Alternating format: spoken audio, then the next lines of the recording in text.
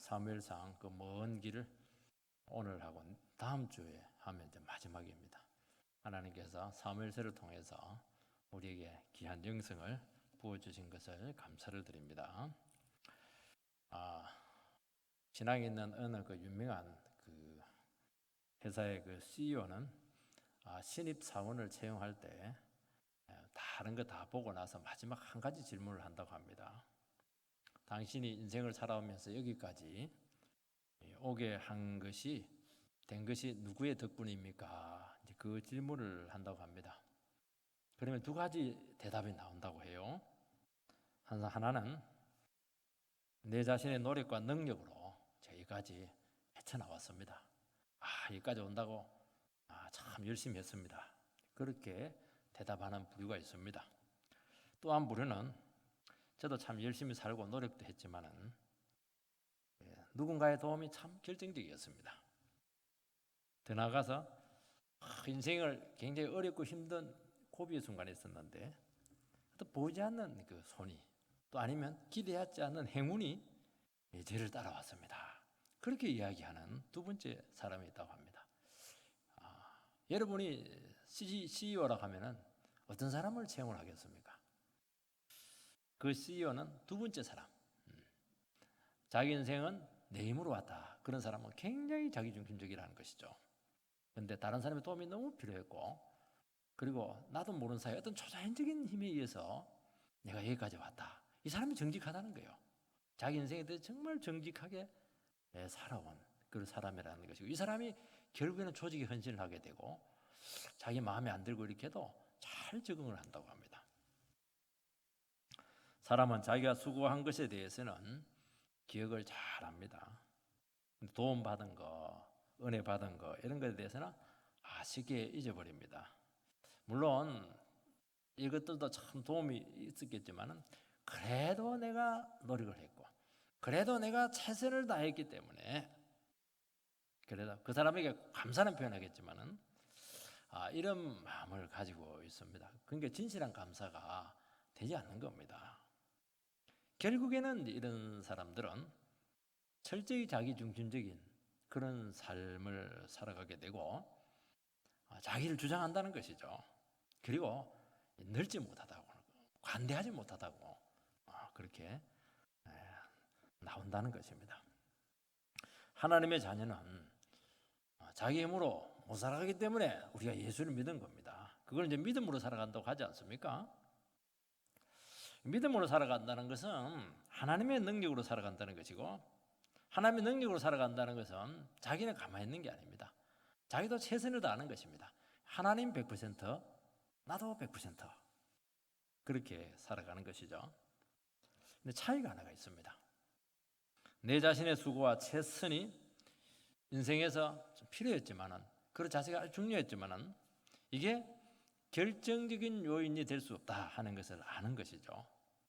결국에는 인생의 결정적인 순간, 내 인생의 가장 그 인생을 결정하는 그 절대절명의 순간에서는 결국 하나님의 도움이 있었고, 하나님의 도움이 아니었으면 절대로 살아갈 수 없다 하는 것을 진심으로 고백하는 사람이, 이 사람이 믿음으로 살아가는 것입니다. 여기서 이제 뭐가 나오느냐? 크리스찬의 윤리가 나와요. 크리스찬의 윤리가 나옵니다. 하나님께서 나를 도우시고 나의 인생을 복되게 하시고 지금까지 이끌었다고 한다면은 나에게 있는 귀한 좋은 것들은 내게 아니에요. 이거는 하나님께서 주신 것입니다. 그래서 내 것을 절대로 스스로 안 챙깁니다. 또 하나님 주실 것이니까, 또 이건 내게 아니니까.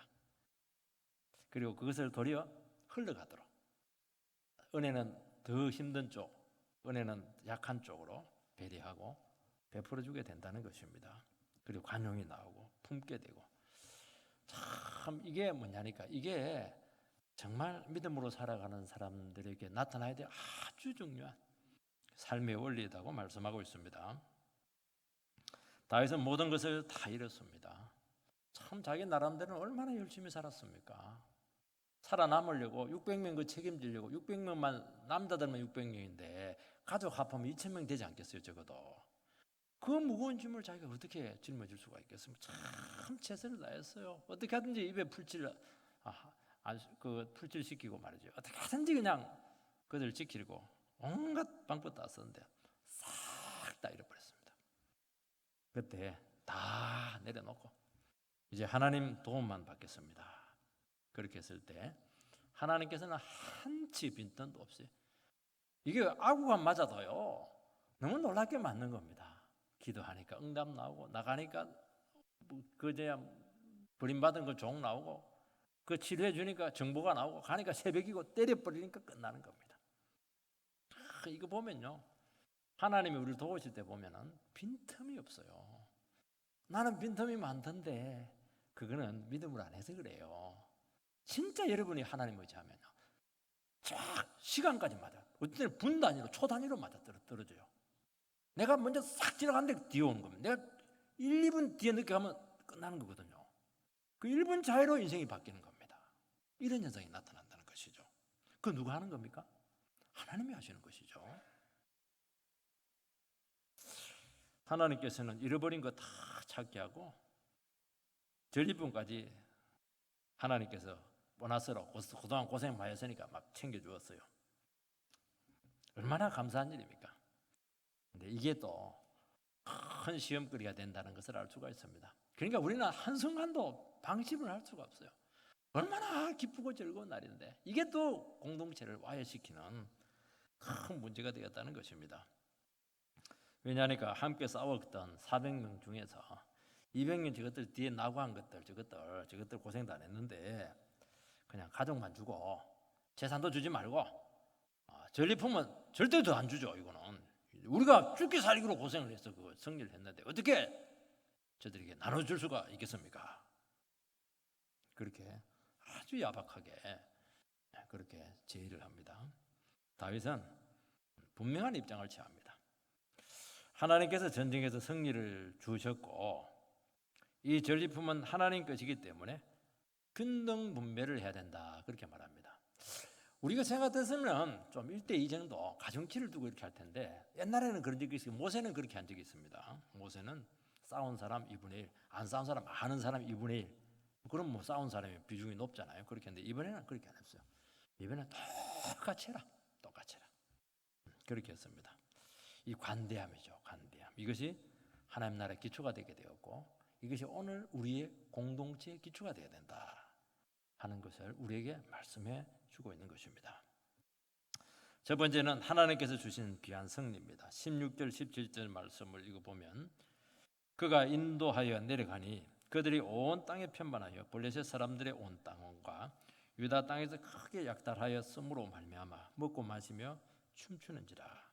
다윗이 새벽부터 이튿날 저물 때까지 그들을 치매 낙타를 타고 도망한 소년 400명 외에는 피한 사람이 없었더라. 다윗은 지금 하나님의 응답을 받고 아말렉 족속을 쫓아가야 됩니까? 이렇게 쫓아가라. 그러면 찾을 수 있겠습니까? 찾을 수 있다. 그 얘기만 들은 겁니다.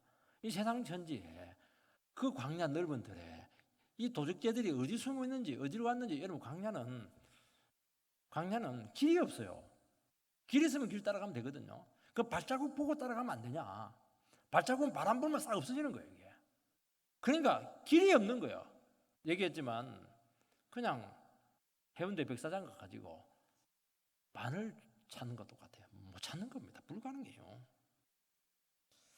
그런데 버림받은 그 애굽 종을 다윗은 그 다급한 가운데서도 긍휼한 마음을 가지고 아주 극진히 치료했었을 때 그 사람의 답이었습니다. 하나님께서는 우리에게 답을 줄 때는 항상 우리 중심을 테스트해요. 네가 정말 다급하고 힘든 가운데서도 정말 나를 의지하냐? 정말 한 영혼을 귀하게 여기느냐? 이걸 보는 거예요, 이게. 아니면 지금 막 목적에 눈이 어두워가지고 막 그렇게 해버리면 이 사람 안 보죠. 치아라 이래버리고 이렇게 할 텐데 그렇게 안 하고 주님의 마음을 가지고 어차피 주님께서 도와주셔야 되고 주님께서 길 열어주시고 그 데려다 줘야 된다. 그러니까 여유가 생기게 되고 그 한 영혼의 눈에 들어오게 되는데 합격이에요. 하나님은 반드시 복을 주실 때 그냥 안 줍니다. 정말 복 받을 만한 사람인가 하는 것을 확인을 하는 겁니다. 그 사람이 막 답이었어요. 왜냐면 그 사람이 쫓겨났거든요. 어제 저녁에. 그래 급습을 해버렸죠. 뭐. 가서 보니까요, 이들의 모습이 여기 기록이 되어 있습니다. 온 땅에 편만했다. 막 숫자가 굉장히 많다는 겁니다. 그리고 수비라든지 경계를 하지 않았다는 거죠. 지들이 편한 대로 그냥 텐트 치고 그냥 있는 겁니다. 왜냐하니까 자기가 원하는 곳에 야영을 한 것이죠. 왜냐하니까 그들은 약탈지구로부터 충분한 거리에 떨어져 있다고 판단을 내리게 되었고, 그래서 이제는 뭐 방비 없이 그동안 약탈한다고 도둑질 하는 것도 쉬운 줄 아나 이렇게 하면서 막 그냥 경계를 풀고 군합권 풀고 이래가지고 막 마음껏 먹고 마시고 취하고 이렇게 했던 겁니다. 다윗은 새벽에 급습을 하게 되는데 그 다음날 저녁 때까지 하루 반 동안 칩니다. 한 2시간 치면 될 것 같은데 하루 반 친 거니까 굉장히 많이 친 거예요. 이게 다윗과 그 400명의 부하들은 너무 지쳤습니다. 너무 지쳤어요. 앞에까지 갔다가 다시 시글락이 왔다 그 한 바가지로 울고 거기서 막 그냥 뒹굴고 이렇게 하다가 중간에 부설신에서 200명 떼내고 자기도 똑같은 마음이거든요. 또 막 억지로 찾아가고 정말 힘들고 어려웠죠. 그리고 아무리 아말렉이 방심을 했다지만은 숫자적으로 너무 많은 거예요. 편만하니까 버글거려요. 36시간 하루 반이니까 36시간 전투를 벌인다고 하는 것은 물리적으로 사실은 불가능한 겁니다. 하나님께서 도우셔서 가능하게 했다고 말씀하고 있습니다. 하나님께서는 정확한 곳으로 인도하셨고 하나님께서는 또 힘을 주셨고 또 승리에 대한 확신을 주었습니다. 그러니까 막 치는데 하나님께 힘이 들어가요. 근육이 막 풀어지고요. 마음에 막 확신이 들고요. 하나님 도우셨다 이러니까 막 그냥 하나님의 능력이 막 임하는 겁니다. 밥 안 먹고 전쟁하는데 뭐 도시락 까먹을 시간 어디 있어요? 하루 반 동안 막 죽도록 싸웠는데도 안 지치는 겁니다. 누가 힘준 겁니까 이거? 밥심입니까? 아니죠. 성령의 능력이죠 이거는. 다윗과 병사들은 물론 최선을 다했지만 전쟁 과정에서 주님이 결정적으로 개입해서 완벽한 승리를 주셨습니다. 우리 쪽에서 한 사람이라도 부상당했느냐? 안 그래요. 한 사람 죽었느냐? 아니에요. 머리들 하나 손상당하지 않았습니다. 아무리 저들이 술 먹었기로서니 절이 많은데 한 사람도 부상을 안 당한 겁니다. 누가 한 거예요 이걸? 하나님이 하신 것이죠. 인간은 이렇게 할 수가 없는 거예요 이거는. 아니면 하다가 뭐 절벽에 떨어져도 목이라도 깨져야 되는데 그런 사람 한 사람도 없는 거예요 이게. 우리가 믿음으로 살 때 하나님께서 응답을 주시고 승리를 주시고 힘을 주신다는 것을 꼭 깨달으시기 바랍니다. 난 너무 수고를 많이 해가지고 막 더 이상 힘들어서 못하겠어. 그렇게 하지 마세요. 하나님 힘 주시면 다 합니다. 엄살 부리지 말라는 겁니다. 여러분 시간이 많다고 해서 우리가 쉴 수 있는 게 아닙니다. 시간 많으면 더 제마해지고요. 더 불면증에 시달려요. 주님이 쉬게 주실 때 주님이 우리를 만져주시고 평안을 주실 때 쉴 수가 있는 겁니다. 그리고 많이 쉰다고 해서 쉬는 게 아니에요. 바쁘고 힘들 때는 딱 30분 딱 쉬는데 끝나는 거예요. 회복이 팍 되는 겁니다. 여러분 우리가 아무리 노력은 하지만은 우리 그 문제를 우리 노력으로 해결할 수 있겠습니까? 아니에요. 하나님의 응답을 주셔야 해결되는 겁니다.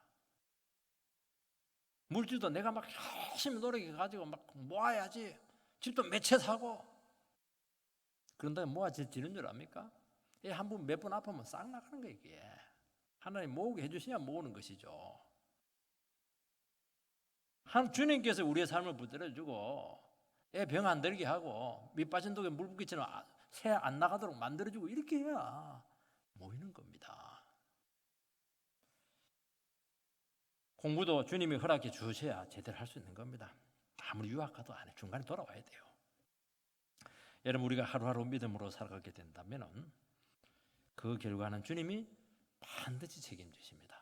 내 힘으로 한 가구 비교가 되지를 않아요. 그렇게 완전하고 그렇게 복되고 그렇게 나에게 맞도록 하나님께서 기가 막히게 우리의 삶을 인도하심을 믿으시기 바랍니다. 여러분 주신 사명 잘 감당하시기 바랍니다. 그러면 다른 걱정하지 마세요. 적절할 때 필요할 때 놀랍게 우리의 필요를 채우실 줄 믿습니다. 공부할 때 공부하게 하고, 자식 결혼하게 하고, 승진할 때 승진하게 하고, 집 사게 할 때 집 사게 하고, 다 그렇게 할 겁니다. 그 믿음 없이 어떻게 우리가 이 세상을 살아갈 수가 있겠습니까? 그거 없이 어떻게 우리가 그 믿음 있다고, 예수 믿는다고 그렇게 말할 수가 있겠습니까? 맡기시기 바랍니다. 믿음의 문제, 믿음이 없어요. 믿음. 주님 의지하고 살아가면요, 별 희한한 성리 다 줍니다. 자식도 잘 자라요. 그래 애터지게 하지 마세요. 그냥 은혜 받게 하고 예배 드리게 하고, 너는 건강만 밥만 잘 먹고 잘 살아라. 그렇게 해도 하나님이 알아서 은혜 줘가지고 그래도 내가 밥만 잘 먹고 살았어야 되겠는가? 내가 이 세상에 태어났는데 주님을 위해 살아야지. 애가 그래 버려요.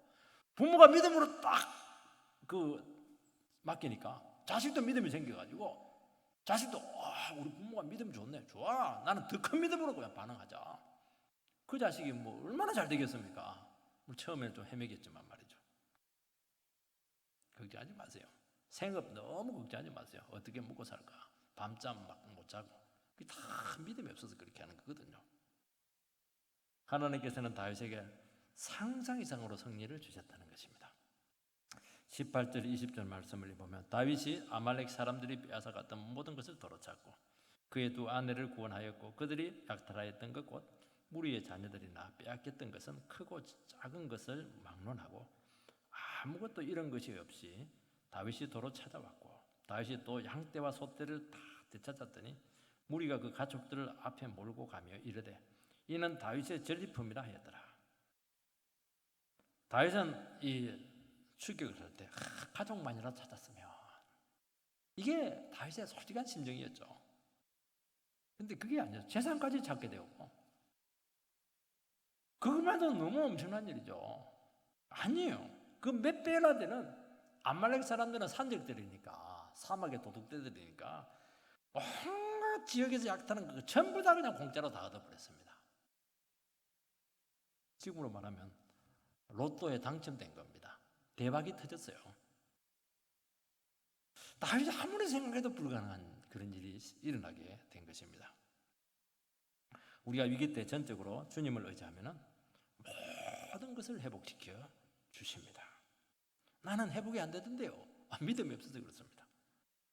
잃어버린 것 다 되찾을 뿐만 아니라 더 좋은 것, 미처 생각하지 못한 것까지 보너스로 그냥 막 대박을 터뜨리는 게 대박을.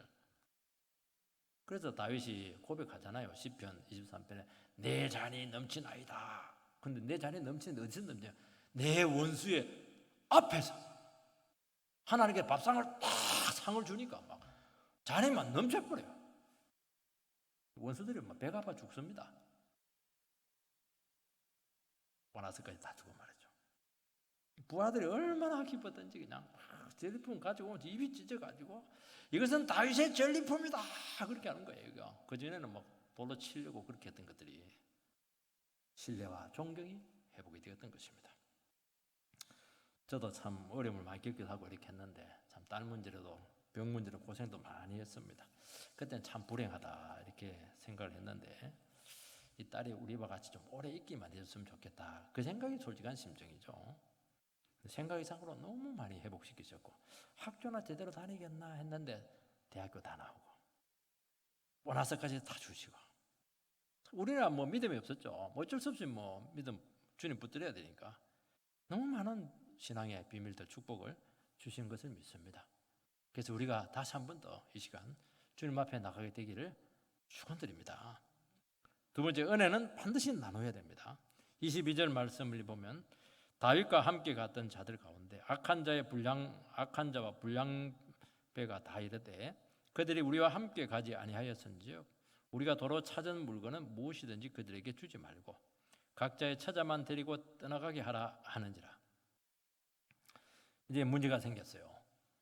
함께 따라가지 못한 200명에 대해서 가족들만 돌려보내고 그들의 재산과 전리품은 나눠주지 말자 이렇게 제안하는 사람들이 강력하게, 그래도 큰 소리로, 그리고 그들이 들리도록 막 이야기하는 거예요. 이게 그냥 너희들이 알아서 가질 생각하지 말라는 거예요. 이게.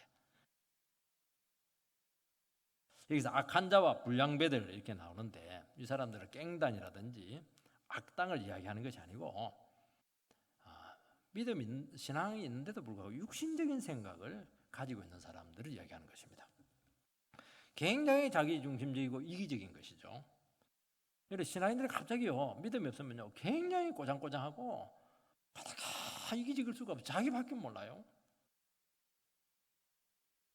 사람이 가난할 때는 마음도 가난해져요. 그래서 떡 한 조각도 막 서로 막 떼주고 나눠 먹고 이렇게 하는데요. 물질이 생기면 본색이 딱 드러납니다.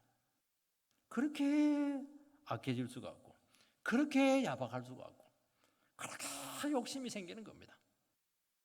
이런 사람을 오늘 성경에 보면 악한 자들이다, 불량배들이다, 옛날 말로는 비류들이다 그렇게 성경은 말하고 있습니다. 성경은요 정확하게 평가를 내립니다. 그동안 내가 주를 위해서 많이 수고했는데요, 목숨 걸고 아말렉과 싸웠는데요, 끝까지 다윗에게 충성했는데요, 그거는 그거고 너 보니까 돈에 보니까 지금 굉장히 악한 놈이네. 그거 네가 그렇게 은혜 많이 받았다고 하면서 그렇게 야박할 수가 있냐? 악한 거사, 이 불량배야. 듣기만 해도 기분이 굉장히 안 좋아요. 성경은 그렇게 이야기한다는 거예요. 지금 너는 정말 가치 없는 사람이라는 겁니다. 괜히 은혜 줬지만 네가 챙기려고 그렇겠냐? 너 왜 마땅히 행해야 될 그 도리를 모르는 그 무렴치한 인간이 그렇게 될 수가 있냐는 겁니다. 나에게 그렇게 은혜를 많이 받았으면 그렇게 할 수 있겠냐고 지금 도전하고 있는 것입니다. 함께 전쟁터에 싸우지 않은 사람은 그들의 입장에서는 주장할 권리가 없다는 것이죠. 수고한 것이 없기 때문에 이런 재산도 청구할 권한도 없다. 전리품은 더더욱이 나눠줄 수 없다. 사실 이 전쟁터에서 목숨 걸고 싸운 사람과 안전한 곳에서 편안하게 쉬고 있는 사람과 똑같이 분배한다고 하는 것은 이것은 우리가 세상적으로 봐도 공평하지 못한 것이죠. 수고한 대로 보상해 주는 것이 이게 바르고 또 능력과 연봉도 딱 수고한 대로 딱 결과에 따라서 딱 이게 나눠주는 것이 공평한 것이 아니냐. 그렇게 해야 불만이 없다. 그런 이제 논리를 펴고 있는 것입니다. 23절 말씀을 읽어보면 다윗이 이르되 나의 형제들이 여호와께서 우리를 보호하시고 우리를 치러 온 그 군대를 우리 손에 넘기셨은즉 그가 우리에게 주신 것을 너희가 이같이 못하리라. 다윗의 입장은 분명합니다. 재산은 그들에게 돌려주라. 일절 손대지 마라. 그리고 그 대박 터뜨린 그 전리품은 똑같이 나눠야 된다. 타협이 없어요.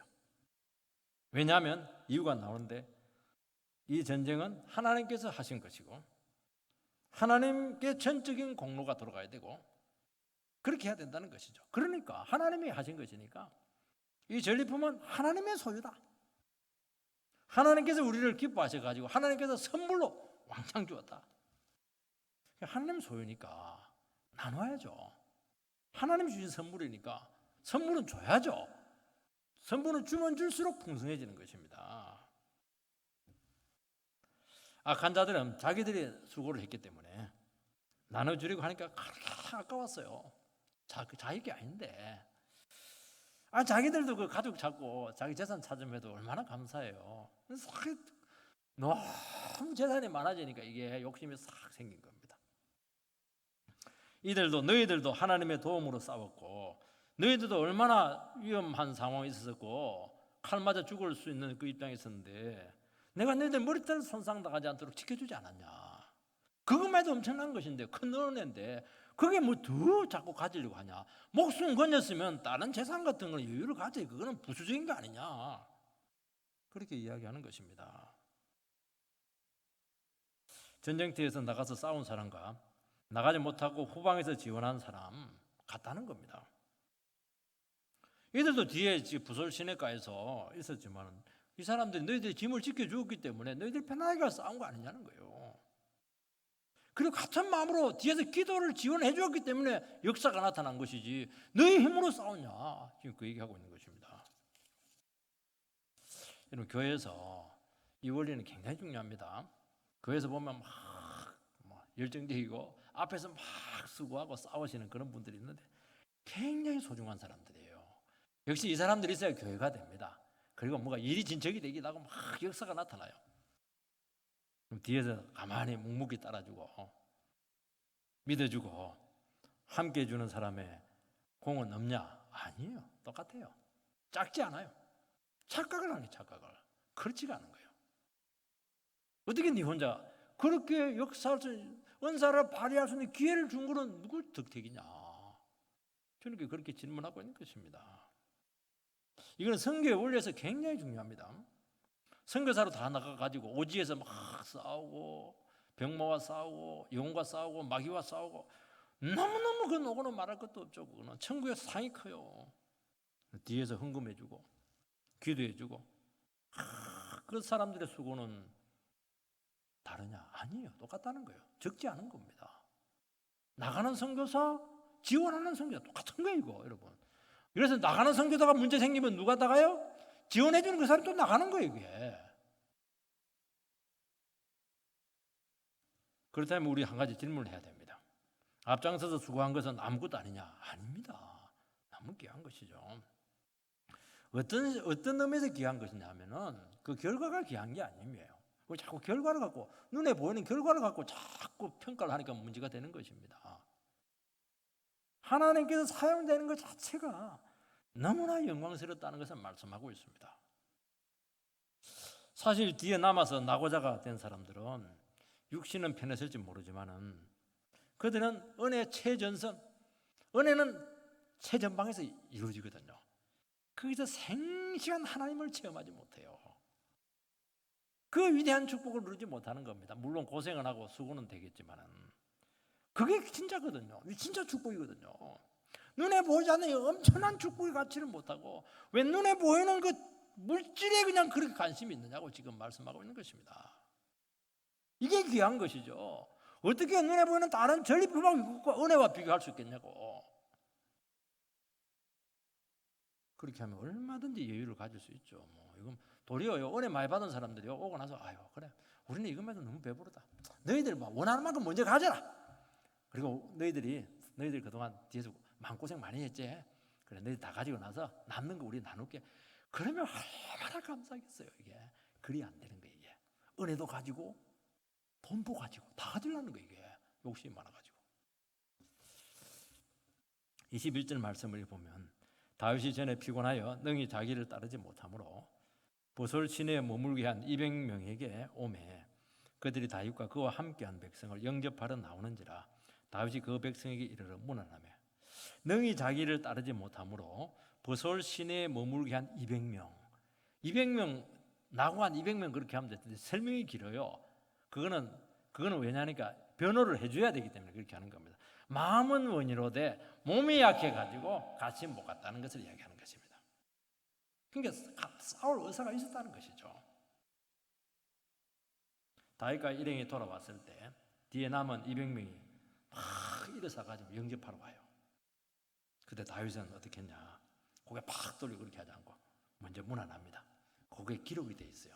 다윗이 먼저 문안했더라. 이게 굉장히 중요한 겁니다, 여러분들.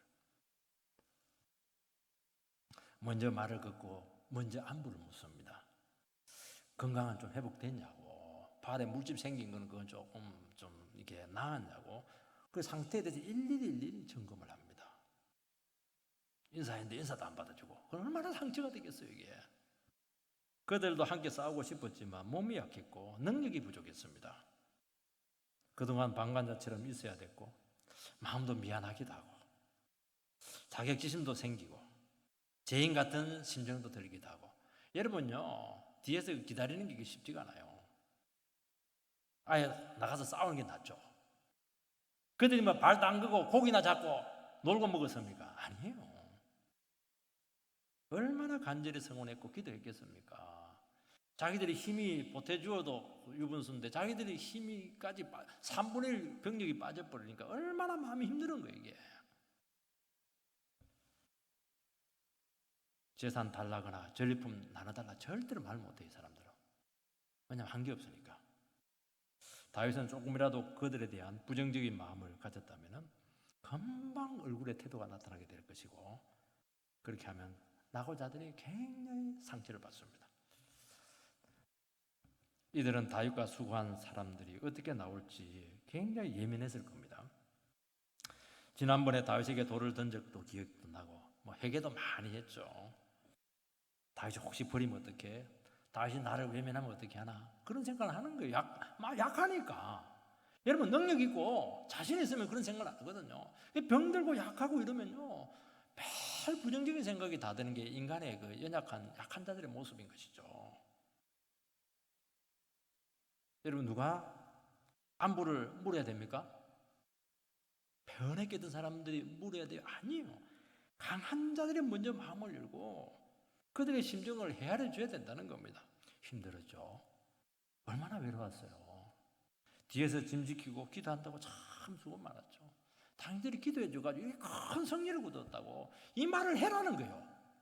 다윗처럼 문안을 해라는 거예요. 이게 마음을 안심시켜 주라는 것이죠. 그런데 우리는 안 그래. 열받아가지고 이것들이 뭐 한 거야? 당신 말이지 내가 직장에서 그냥 노력하는데 집안에서 뭐하고 잠이나 자고 말이지 뭐 했냐 이러니까 가정이 깨지는 겁니다. 그거는 그냥 밥도 주지 말아야 돼요. 눈에 보이지 않게 수고한 사람들의 그 심정과 가치를 절대로 여러분들은 소홀히 여기지 않아야 된다고 말하고, 이게 공동체에서 얼마나 중요한지 몰라요. 사람들 다 눈에 드러나는 거 하려고 그러거든요. 누가 뒤에 숨어서 이름도 없이 빛도 없이 그렇게 섬기려고 합니까? 그들이 귀한 겁니다. 그들이 눈에 들어와야 된다는 거 이거. 22절 말씀을 뒤에 보면요, 각자의 처자만 데리고 떠나가게 하라. 이 말씀을 들으면 눈이 의심이 돼요. 어떻게 이런 말을 할 수 있냐는 거 이게. 처자식 데리고 떠나가는 거예요. 보기 싫으니까, 필요 없으니까, 도움 안 되니까 그게 떠나가는 거예요. 너희 돈이 있나 능력이 있나 도움 하나도 안 된다는 걸림돌이 된다. 한 공동체 내에서요 사람이요 야박해지면요 이렇게까지 몹쓸 말을 할 수가 있는 겁니다. 악한 자들, 불량배들, 이 평가가 절대로 과한 게 아닙니다. 이 사람들이 처음부터 이렇게 은혜가 없었습니까? 아니잖아요. 이 사람들이 왜 다윗에게 왔습니까? 이 사람은 사회 실패자들이고 빚진 자들이고 원통한 자들이고 억울한 자들이고 가난한 자들이었지 않습니까? 사회 낙오자들인데 아들람 동굴 다윗에게 와가지고 살려달라고 애걸했던 사람들이거든요. 인생 낙오자들인데 그들도 왕따 인생이었는데 자기들한테 뭔가 이제 공로가 생기고 뭔가 기득권이 생기고 이렇게 하니까 주인 행세하는 겁니다. 약한 사람들 또 왕따를 시키는 겁니다. 이게 이 교회에서 많이 이루어져요. 너희는 이렇게 은혜 받을 자격이 없다 그러면서 저리 가라고, 우리 그룹에 들어오지 말라고. 악한 거죠. 불량배들, 악한 자들. 이 교회는 절대로 끼리끼리 있으면 안 돼요. 그게 어디 있어요, 그게. 권력과 물질이 사람을 이렇게 변질을 시킨다는 겁니다. 여러분, 우리가 은혜 받은 자가 악한 자가 되는 것은요 한순간입니다. 주님께서는 마태복음 20장에 품꾼 비유를 하는데 이 원리를 정확하게 가르쳐주고 있습니다. 포도원 주인이 아침 6시에 가가지고 일꾼을 부릅니다. 또 9시에 가서 불러요.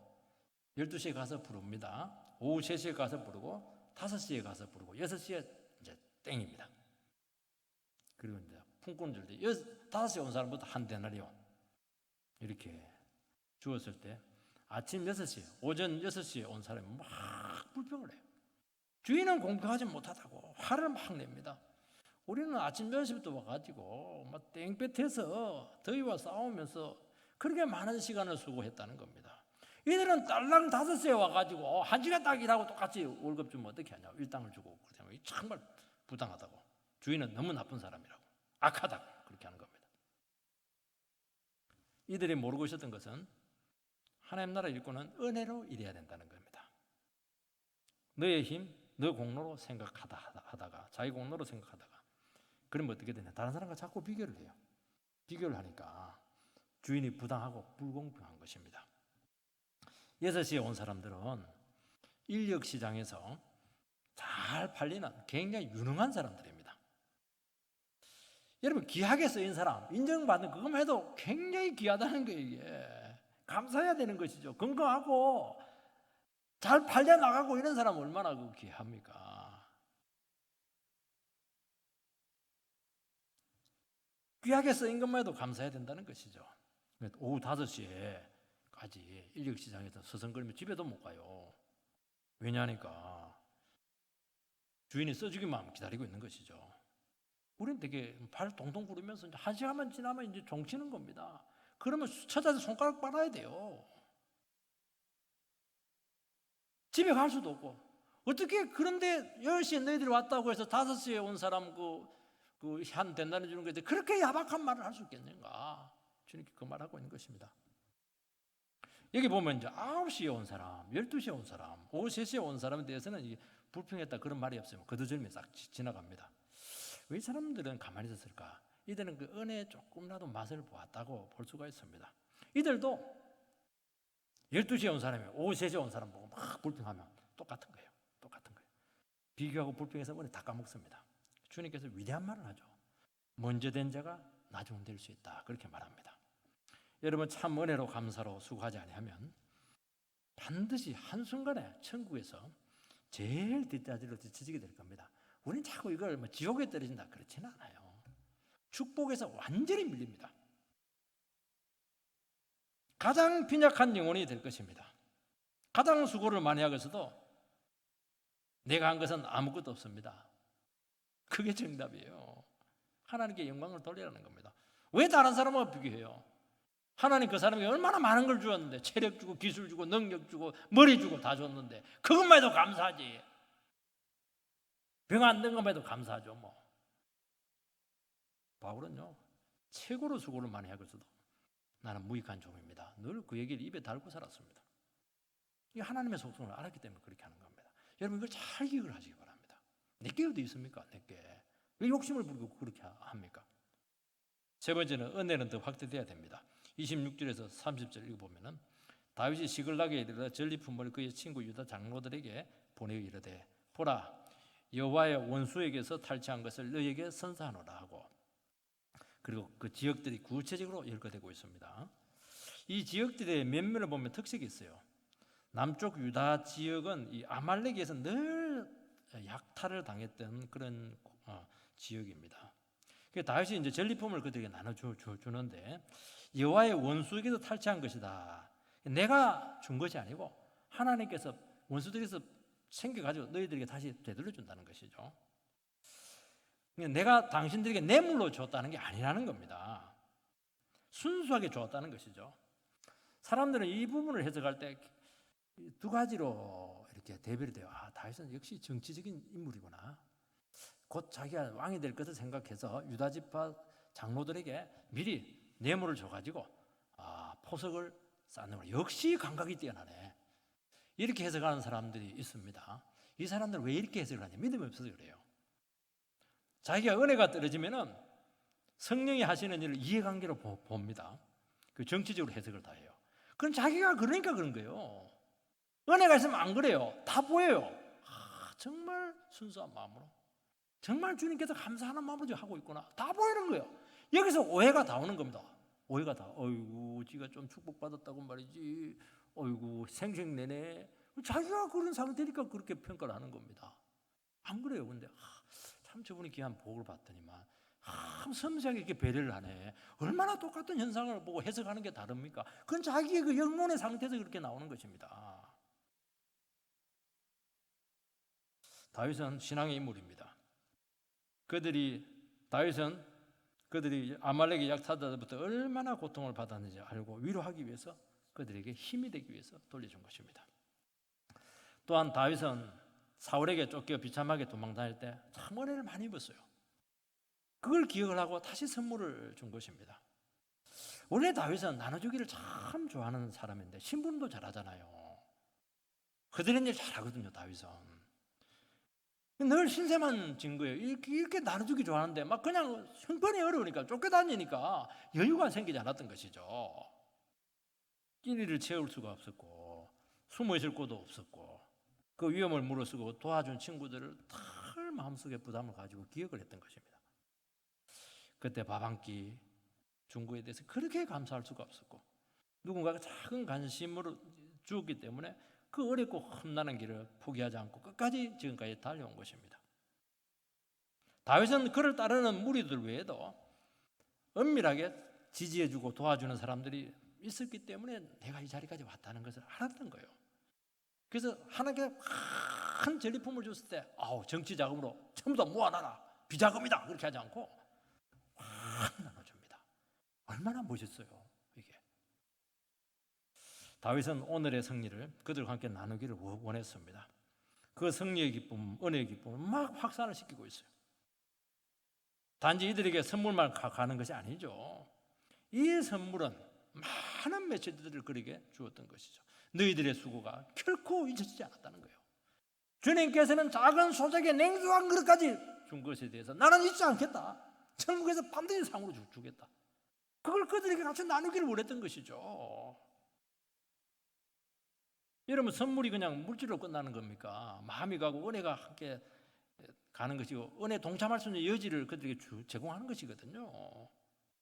이런 말로만 하지 마세요. 뭐가 생기고 이러면 나누세요. 돈 생기면 돈 나누고 물질 생기면 물질 나누세요. 말로만 때우지 말라는 거예요. 이게 얼마나 귀한 일입니까 이게. 하나님께서 언젠가는 우리에게도 이런 기회를 주십니다. 늘 신세만 지고 늘 얻어먹기만 하고 그렇게 하지 않는 거예요. 큰 성기를 주어서 한번 크게 나눠주게 하신다는 것입니다.